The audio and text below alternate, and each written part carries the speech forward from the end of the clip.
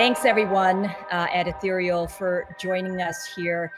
This has been a long time coming. If you think back to 2008, it really started with an idea, a reaction to a global event, and a white paper. And it really triggered a moment and a movement with the cypherpunks advocating for a technology-driven regime change. Fast forward to 2020, we are in a whole new world, a whole new ball game. And the question that we're really going to answer over the next 40 minutes with Joe Lubin right there and Mike Novogratz is, are legacy systems and traditional industries about to co-opt, or are they going to fall away for a redefinition of a brand new world? It's going to be my pleasure indeed. And over the course of this conversation, we're going to be exploring that. We're going to be asking, is this an inflection moment, really, that has been triggered by COVID-19? Are we going to see a true transition from legacy to decentralization? And are we going to enter a brave new decentralized world? And what does that really look like? I'm Angie Lau, editor-in-chief of Forkast.News, and it's a pleasure. And our two fireside chat panelists need no introduction, but I will anyway. It's great to see you, Joe. It's great to see you, Mike. So Joe is co-founder, as you all know, of Ethereum, founder of and CEO of ConsenSys. Of course, the blockchain venture studio based in New York right there, and really designed to drive adoption by governments and enterprises by Ethereum. Mike is founder and CEO of Galaxy Digital, as you know, a former Goldman Sachs partner who founded the company in January 2018, leading a $325 million fund that's developing for the EOS-based ecosystem. Also have some significant Bitcoin funds for accredited and institutional investors. So talking about a little bit that there, and both are Princeton alums, both are leaders in the industry. Both are futurists who are paving the way to more decentralized worlds post-COVID. Hi, guys. How are you? Hey, Angie. How's it going? Hey, Mike. At first, I have to say that, Mike, that quarantine stash is an inflection point in its own way. It's impressive. I started on the day of the quarantine, and I have to admit I had awesome. a diet because it was too great. Outstanding. I'm waiting for the handlebar mustache. At the 12-month mark of quarantine, we'll turn it up. Oh, Mike. Oh, yeah. Well, let's talk about, as everybody's really shelter in place, this is truly a universal experience. Across the board, there is not one person who isn't touched by this crisis. And certainly as participants in the global economy, and really as individuals either sheltering in place in our own homes, or for those of us who still are considered essential workers and going out and making sure that at least the levers of basic day-to-day is still functional. Where are we right now, Joe, Mike, in your view, as you've been reflecting where you are, how we've evolved in this space in a very short amount of time as a result of COVID? Joe, I'll start with you. Well, we started thinking about this discussion in terms of the different narratives that have been in play since the advent of Bitcoin. So I'll leave some of the Bitcoin narratives to Mike, and Mike's personal financial trading economic history is really remarkable, and I expect that he'll jump into that as he helps us understand how crises are dealt with and his approach to all of that. I guess, yeah, you're back on, Mike. So essentially all of this started as a reaction to the fact that we on the Ethereum project all love Bitcoin. We were Bitcoiners, and we wanted to do so much more. We wanted to take this brand new invention, digital scarcity, and enable the world to build all of its systems on it, essentially. And so it basically initially manifested itself with Vitalik trying to bring an easier way of building your own cryptocurrency into the world. It used to take weeks and months to stand up a new system and create your own crypto. And a few months into it, we were able to do that in a few lines of code on Ethereum. And so it evolved from there to bigger narratives. It went from the write your own crypto to build your own Dropbox and build your own decentralized, uncensorable Twitter. And that was really the world computer narrative. And the world computer narrative is a bigger narrative. It's really a decentralized internet or increasingly decentralized web narrative where you have protocols like Bitcoin and Ether. Hey, Mike, can you hear us? Yeah, I'm good. I'm good. Okay. Sorry about that. I keep coming in and out. Yeah, no worries. So you have these different protocols for trusted transactions, automated execution of agreements, decentralized storage, decentralized bandwidth, decentralized ID, and that's the decentralized World Wide Web narrative. And that's roughly where we are in terms of the Ethereum narrative. So back at the first Ethereum, I was hoping that in my speech, I was hoping that central bankers could kick the can down the road for another 5 years or 10 years and enable us to build more. And I'm not sure we're going to have that luxury now with COVID and the crisis. And it's not just a biological virus crisis, it's a global economic crisis. And so I think Mike can weigh in on this. I think we're looking at the Japanification of the planet, where growth is going to be very, very difficult as bubble after bubble gets blown. And I think we're in the last bubble, the government debt bubble. And so I think we're going to have this sort of steady state where we walk around in a bit of a daze, or with respect to the legacy economy, it walks around in a daze like zombies. But maybe that's not so bad. Maybe COVID is going to enable the builders of the new financial, social, economic, political infrastructure on decentralized protocols can take, I guess, all this new money that grows on trees and drops from the sky and potentially build new foundations. So first the new trust foundation, and then a decentralized financial plumbing infrastructure, and start bringing new industries into that kind of infrastructure. So fingers crossed, it is a positive inflection point where instead of previous inflection points where to the end of 70-year debt super cycles would end in violent conflict, maybe this one will be different, where it's all happening to us globally at the same time. It's we're all in this, and we can all take time and reflect and build together. It's still tied very much to markets, Mike, as you know. We can think about the future, but how do we capitalize towards that future when we are seeing the volatility in the markets, not only in equity markets, but obviously in Bitcoin as well, and startups and funds around the world are impacted? Sure. So, I'm a storyteller. I think for my whole life, I've been a storyteller, and what appealed so much to crypto was the narratives, right? The first, FU to the man narrative that came out of the 2008 Satoshi paper.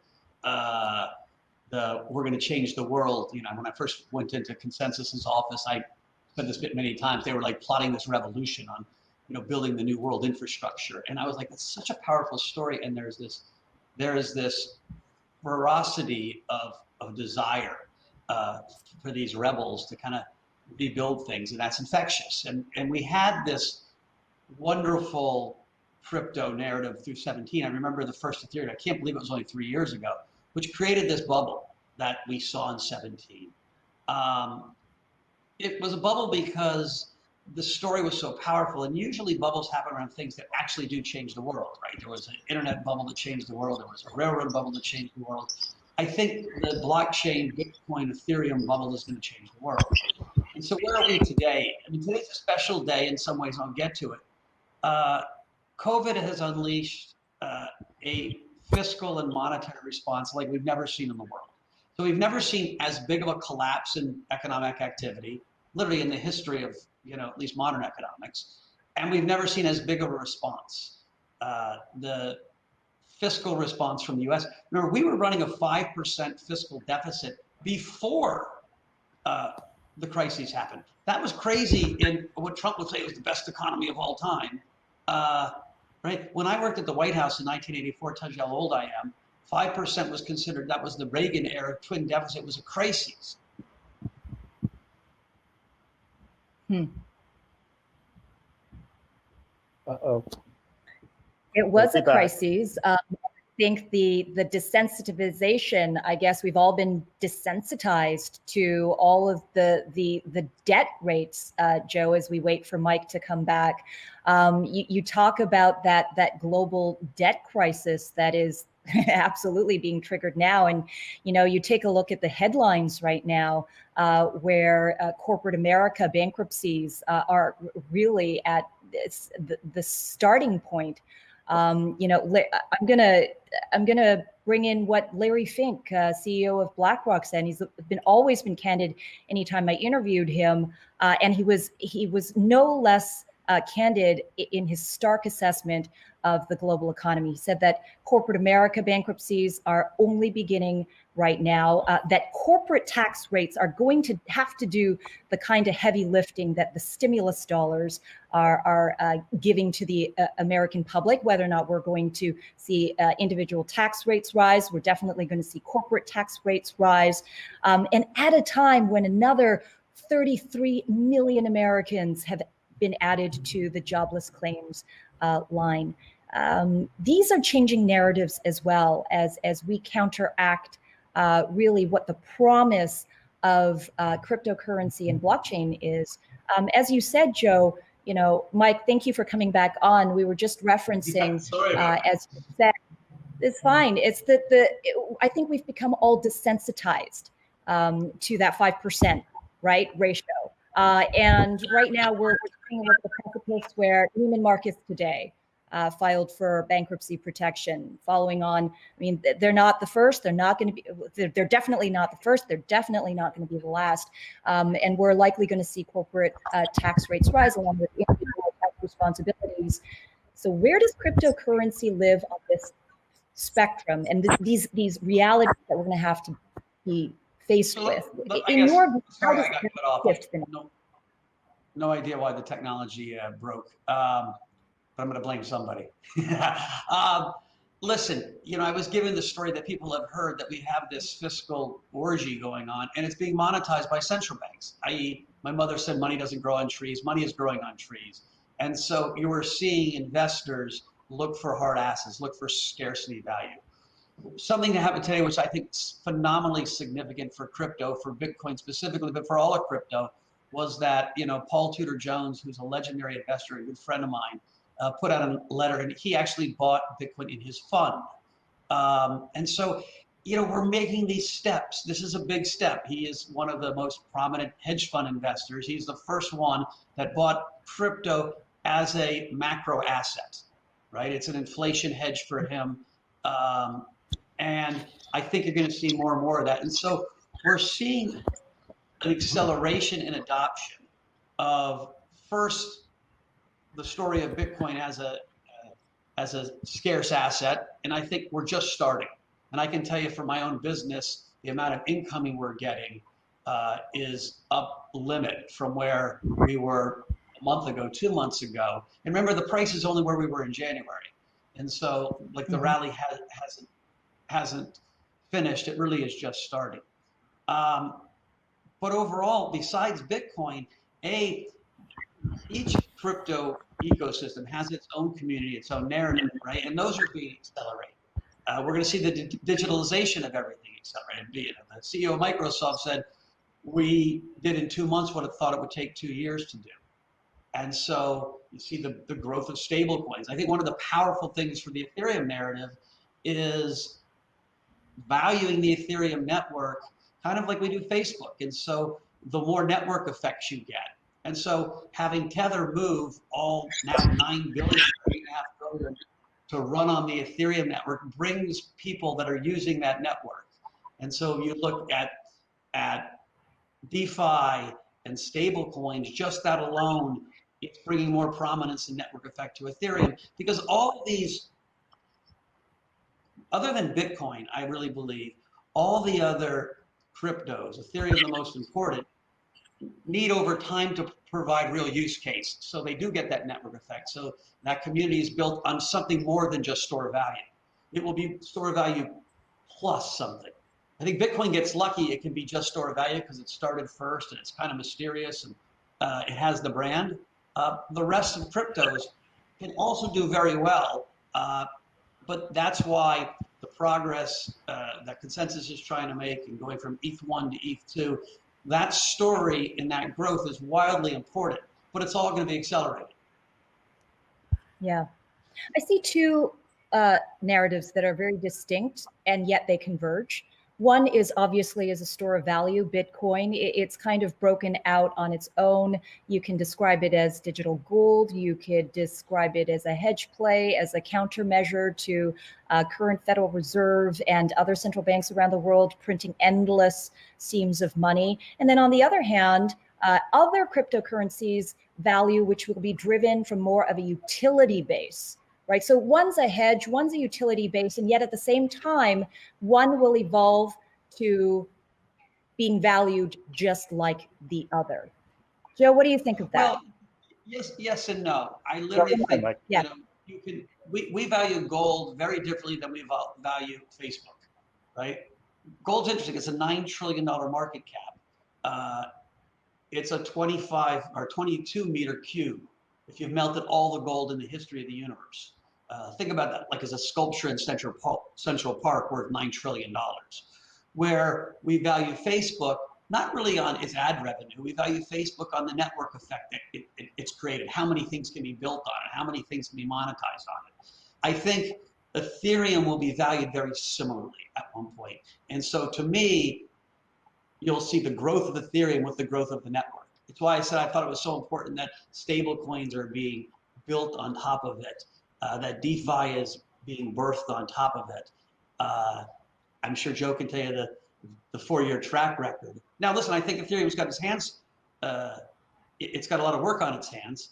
You know, this transition from ETH1 to ETH2 and being able to create the narrative around that is understandable to the common investor.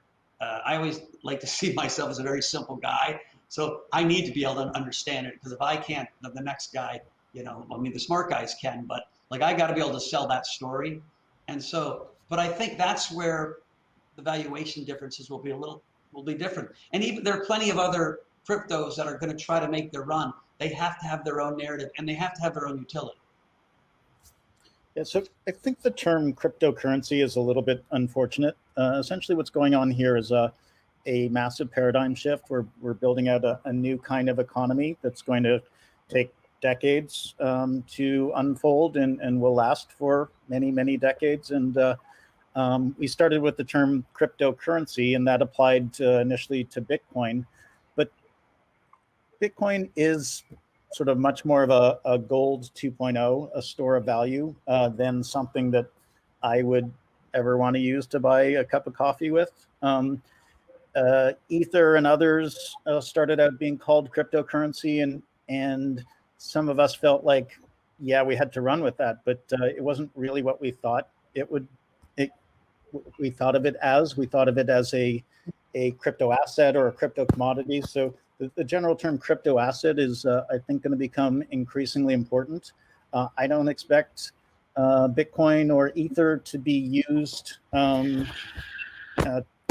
in day-to-day transactions, just like I don't expect electricity or gold or oil to be used in day-to-day transactions. And what we're really talking about is building the foundational layers of a new kind of economy, and cryptocurrencies will be things like DAI and Tether, etc. So those are the pieces that we will, and state-issued cryptocurrencies, central bank digital currencies. Those will certainly have a big role. So we'll see. That's coming fast. And I Yeah, think it is one coming of the things COVID has done is accelerating this idea that we are going to get a host of both state-backed stable coins and other stable coins. Maybe you should call Ether crypto infrastructure. Yeah, it pretty much is. Well, that's a great point. That's a great point, Mike, because are we seeing legacy systems, right? If this was supposed to be a movement, as you said, let's build something that's better. After 2008, that is really what we're talking about here. A financial system that serves the people rather than the centralized infrastructure that currently exists today. Now, COVID seems to be the brush fire that is making way for the green shoots to come up. Now, Bitcoin, Ethereum, cryptocurrency, blockchain, crypto assets, digital assets, all of this is part of the green shoot effect that we've seen over the past 10 years. Question is this, are they ready for prime time? Is this industry ready for prime time? Or is there a danger, as you've said, with the central bank coming in with central bank-backed digital currency, like what we're expecting to see out of China, likely in the next month or so? And certainly this conversation about digital dollar, whether or not it's actually a digital dollar coming out of Congress.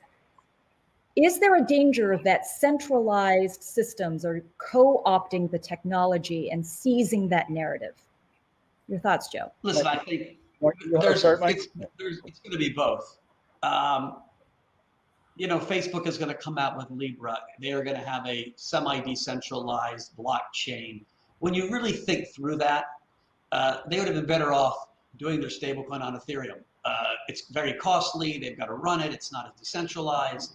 Part of that is the growth of these networks and everyone's pushing. And so I don't think the final solutions are there yet, and you'll have tension both ways.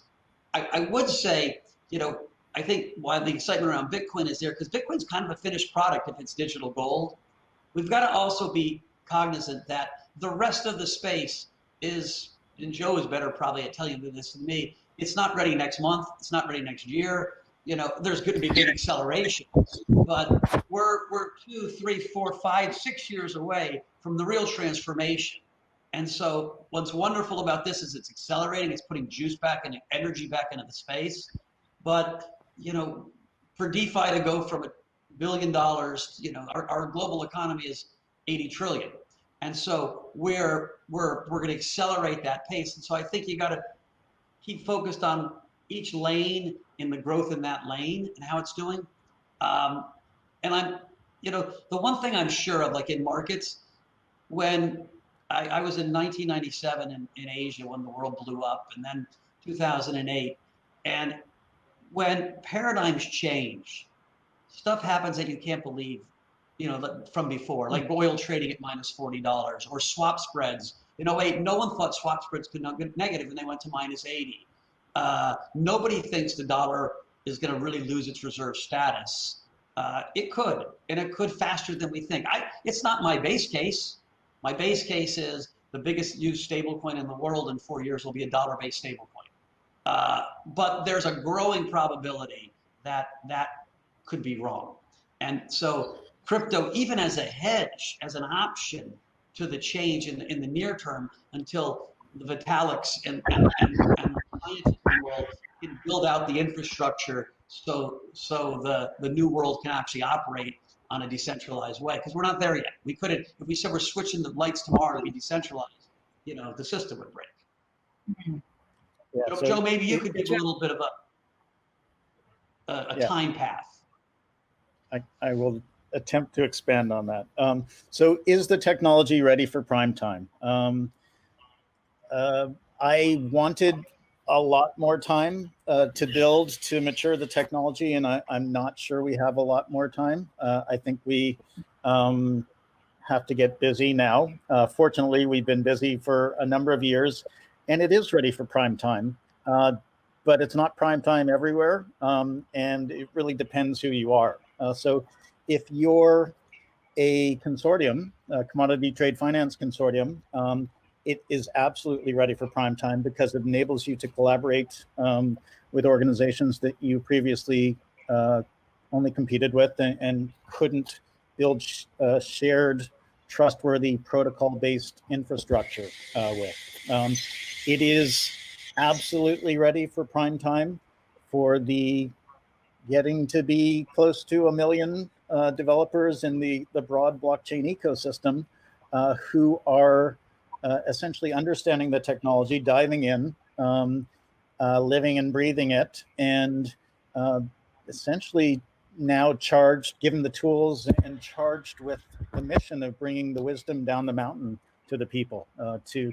You take this new paradigm, this new way of building things, and you have a specific domain, whether it's DeFi or gaming or a variety of other things, and we need the expertise of passionate entrepreneurs and technologists to be building the applications, and that's happening in a very big way right now.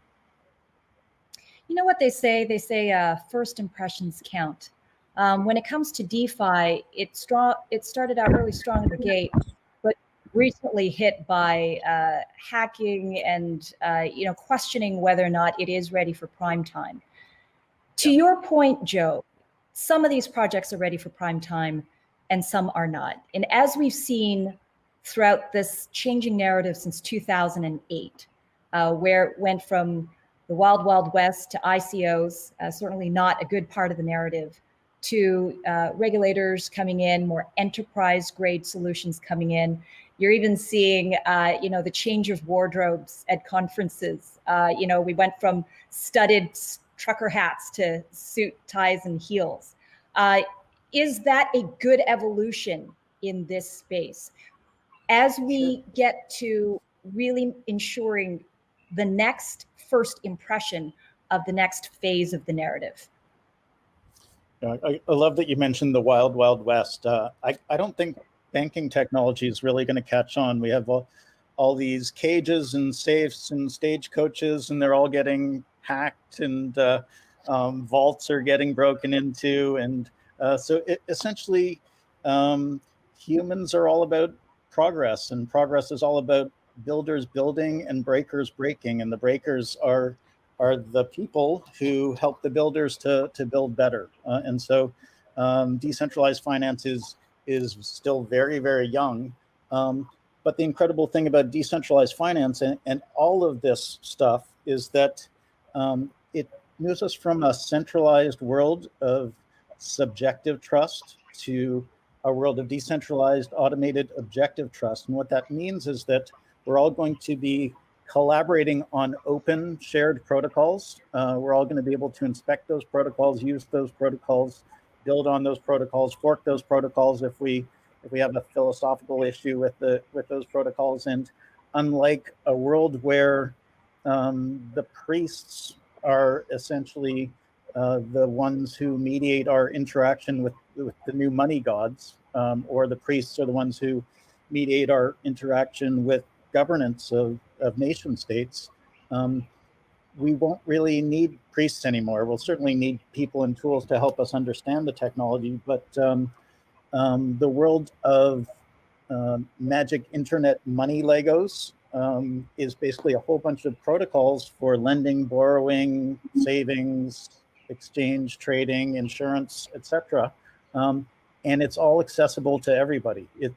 You can be your own bank. You can take your own bank and wire it up to the insurance project that your daughter just put together. And so it's a brave new world, and we're all going to be able to operate it ourselves.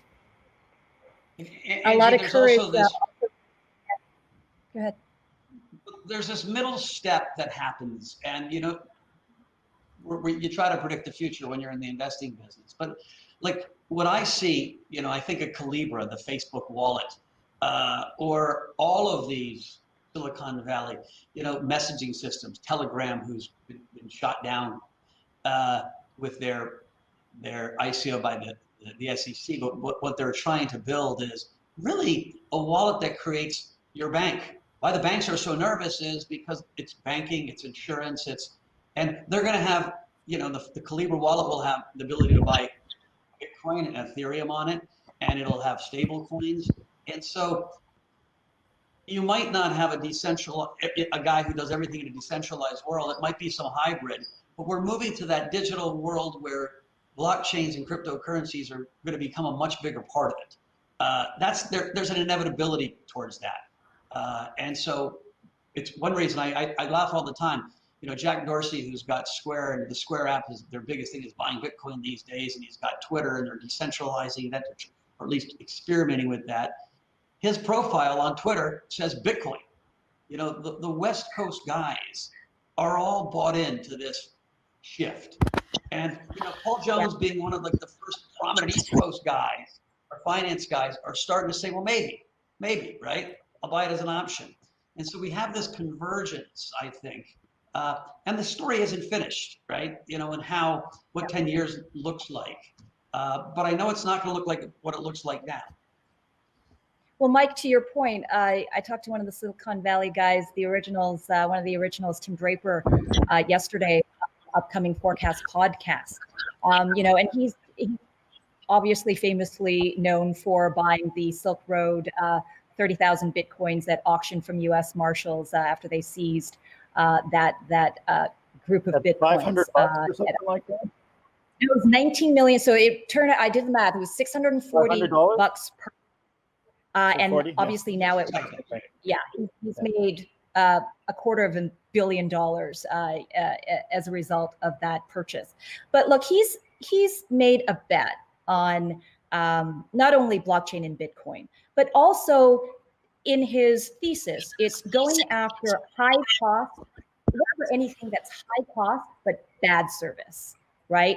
Right now, COVID is getting rid, on a corporate level at least, the high costs, bad service, that's going away, right? The companies that are so highly leveraged, that doesn't have a cash pile or an asset pile to depend on, that's going away. A lot of these zombie and or industries, that's going away. And now the next layer is, what else is high cost, bad service? One of the industries obviously is GovTech. But with COVID and in this disruption, are people going to wake up to the fact that we could do things differently that traditional legacy companies or structure has done? Is that moment coming soon, or will there be other forces at play, like the regulators, like Listen, regulators aren't going away. Governments aren't going away anytime soon. And so there's going to be fits and starts. Bad businesses in the legacy world are going out, and the guys with lots of resources and capital and scale are doing well. Listen, I think in the crypto space, there are 15 wannabe blockchains that compete with Ethereum that really either need to find their own space or be interoperable. Some will succeed, some won't. I, just as an outsider, don't think we need as many blockchains as everyone's trying. I mean, for Telegram to create their own blockchain, in some ways, they could do just as much using the Telegram system as a wallet, messaging system, and be able to, transmit Bitcoin or Ethereum or whatever else they want. And so we'll see how it all plays out. I don't think I think this is a significant moment in the acceleration. There's nothing that says we're going to kind of go from 0 to 1, right? It's going to be the hard work of building networks and building things that people want to use. And, even privacy. Privacies are really complicated. Like, one of the great reasons I love the blockchain space is privacy. And what we found is, so far, people don't care as much about their privacy as I do, or at least I think they should. And so will that change or not? It hasn't yet. And so I think this is all going to unfold, and we'll see.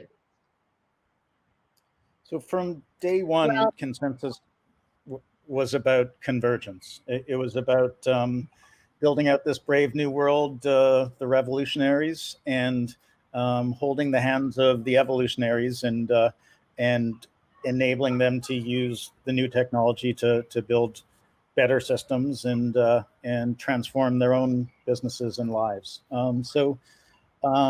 We are very friendly with government and regulators and major institutions, and we'll continue to work really closely with them.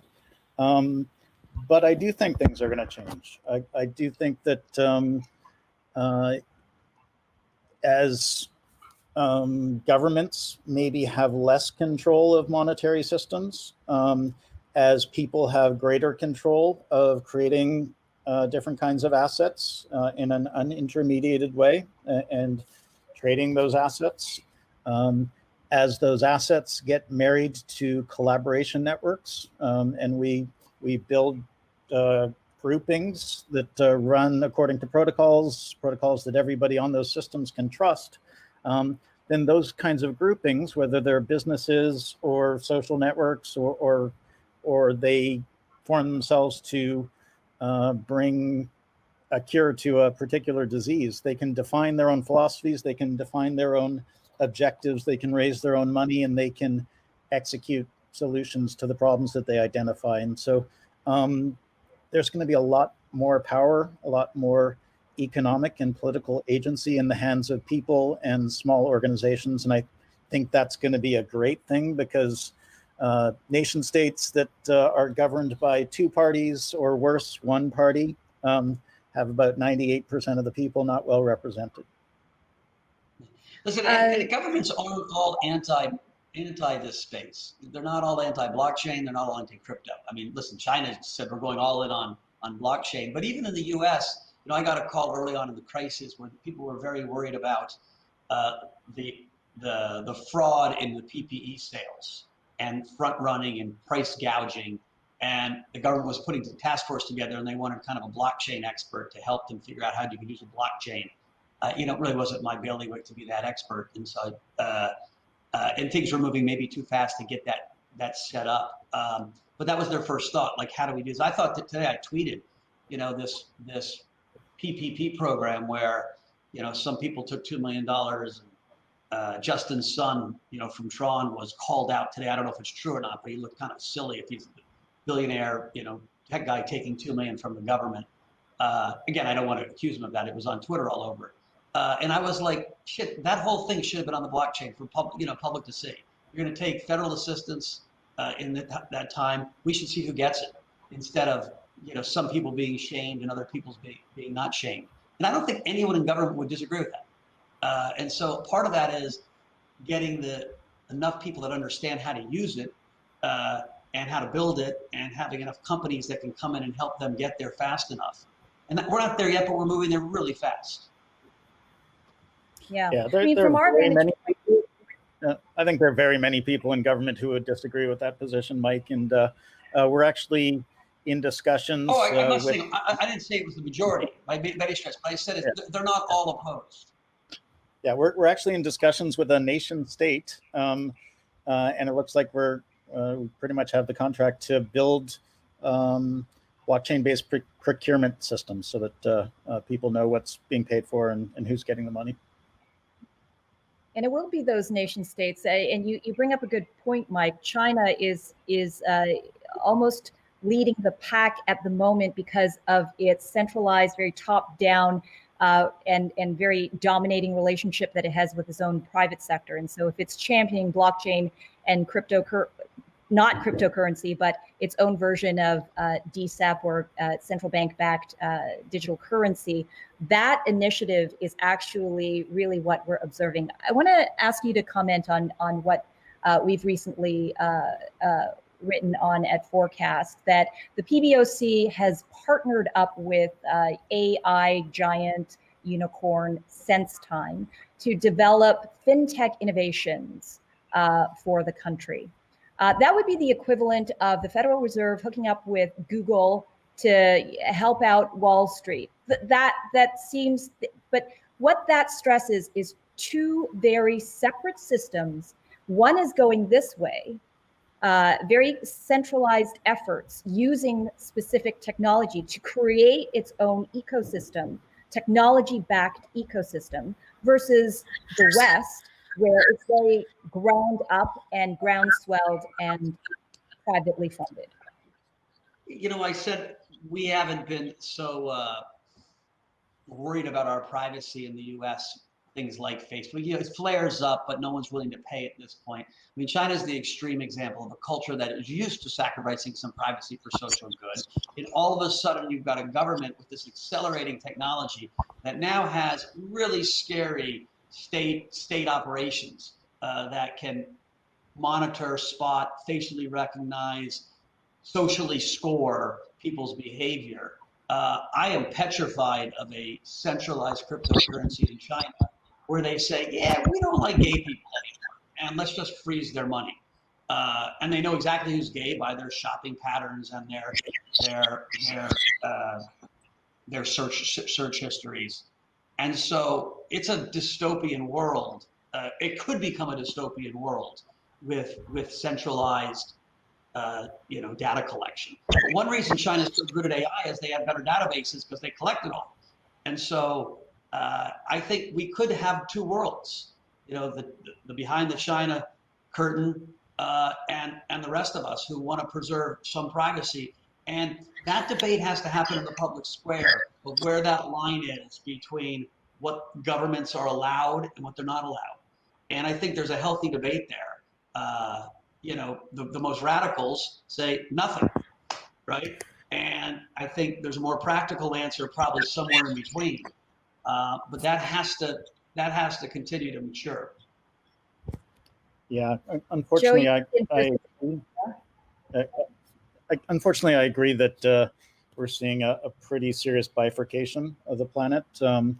The story that you're pointing out is just another data point in the long narrative of government control.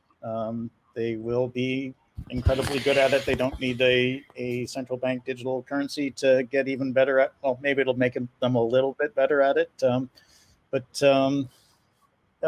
It's a pretty scary future that we're facing potentially. We don't get a lot of economic data truth out of mainland China.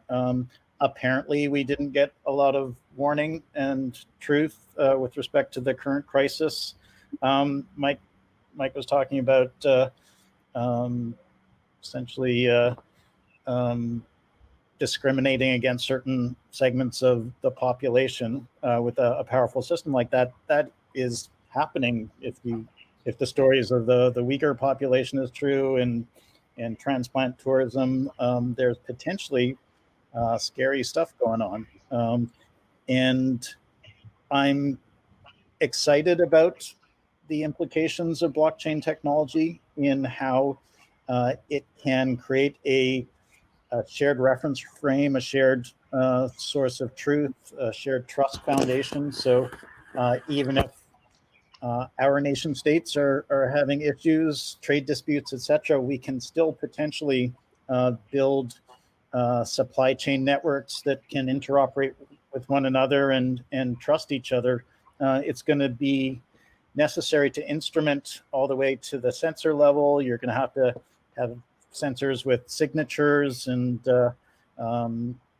calibration systems so that there isn't garbage into the system.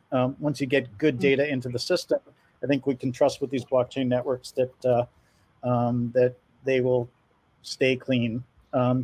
And interestingly, we're hearing from different organizations that they want to interface with these new Chinese blockchain networks, these business networks, but they're concerned that unlike what blockchain was intended for, they're not really going to be able to trust that technology. And so what we're hearing is an interest in building bridges between blockchain systems that Western companies can trust and blockchain systems that are part of the infrastructure in mainland China. And so once you build those systems, you can know at least the data that's coming out of one system is trusted. And so I think building those kinds of bridges is going to be really interesting. And mostly I'm really excited about a different kind of virus, and it's an intellectual virus. It's this notion that if you build shared trust foundations, if you build decentralized systems, that they're actually really good and potentially better. at building infrastructure on, and that's the kind of virus that I think could be hard to suppress, because once engineers throughout the nation start seeing that they can build better systems and interface with Bitcoin and interface with Ethereum, they're just going to see that there's a new paradigm that looks like it's stronger and may eventually win out. There's a new common denominator we're living at right now. There's no doubt that that's going to be a floor to these future conversations. Before I let you guys go, two critical things happening, and in the context of COVID and a post-COVID world as you look into the future.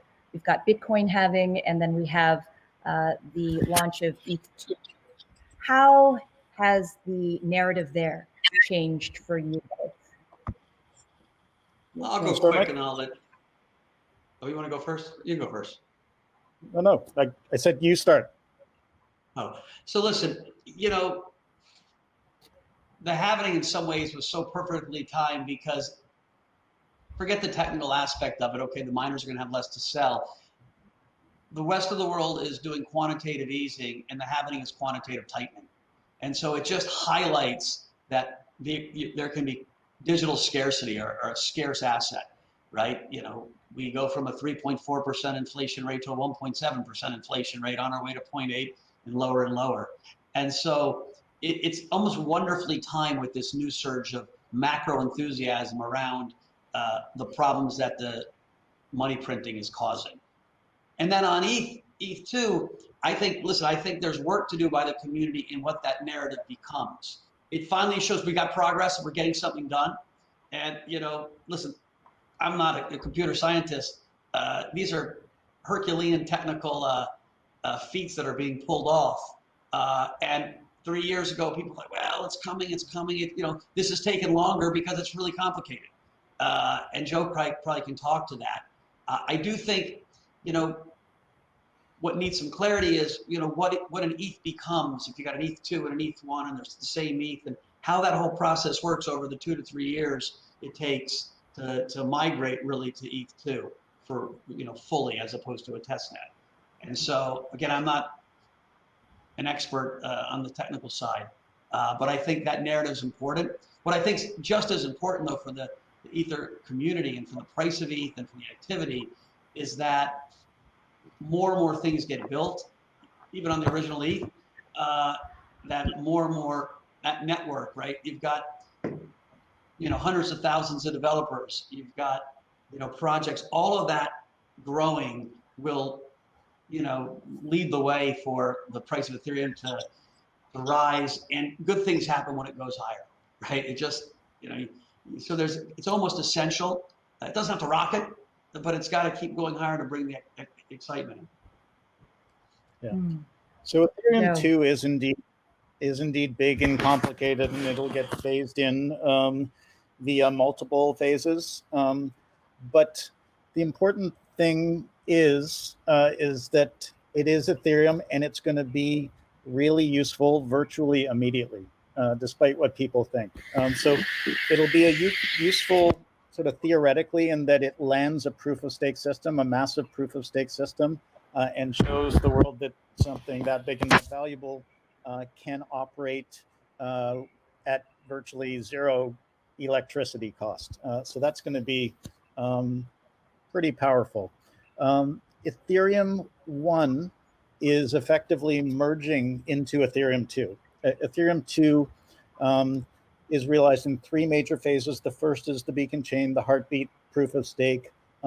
There's a testnet running right now with 3 of the major clients on it, and another client that's connecting to it intermittently. So it's really on the precipice of launch. Once that chain, the beacon chain launches, and it's launching from Ethereum 1. So staking is happening from Ethereum 1 into Ethereum 2, one-way connectivity. It's basically birthing Ethereum 2, and it's birthing a brand new technology. So it's not held back by the previous architecture. It's building this much more scalable, much more powerful architecture.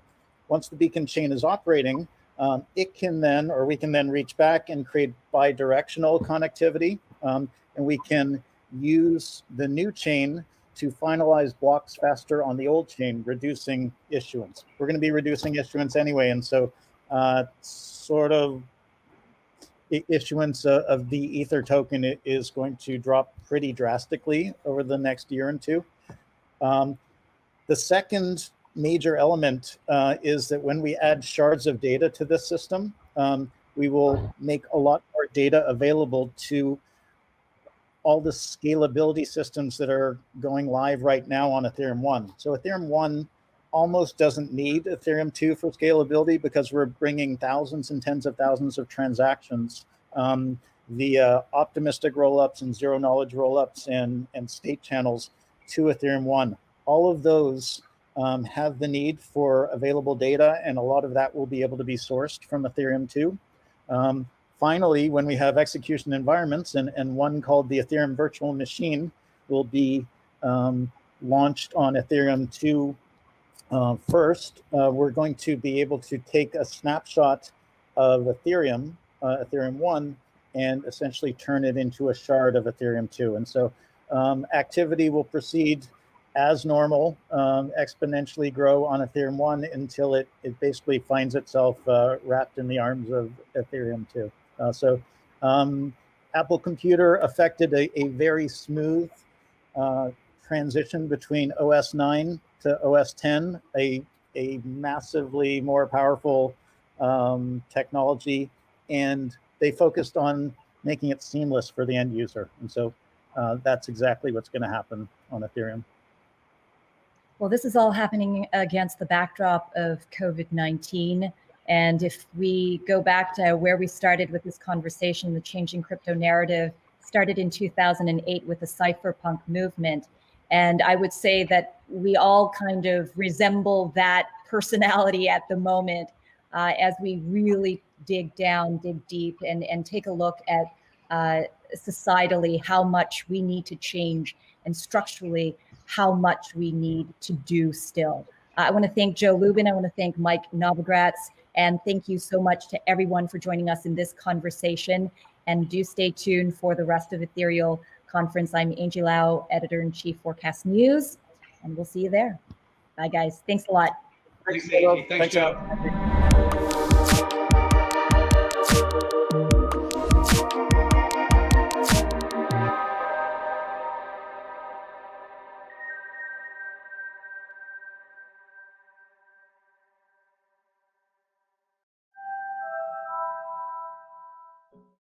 You know what I'm going to say here, right? Like, comment, subscribe. We hope you do. I'm Editor-in-Chief Angie Lau, Forkast.News. Subscribe for a lot more in-depth conversations. This is what we do for you every day. And here's the next one.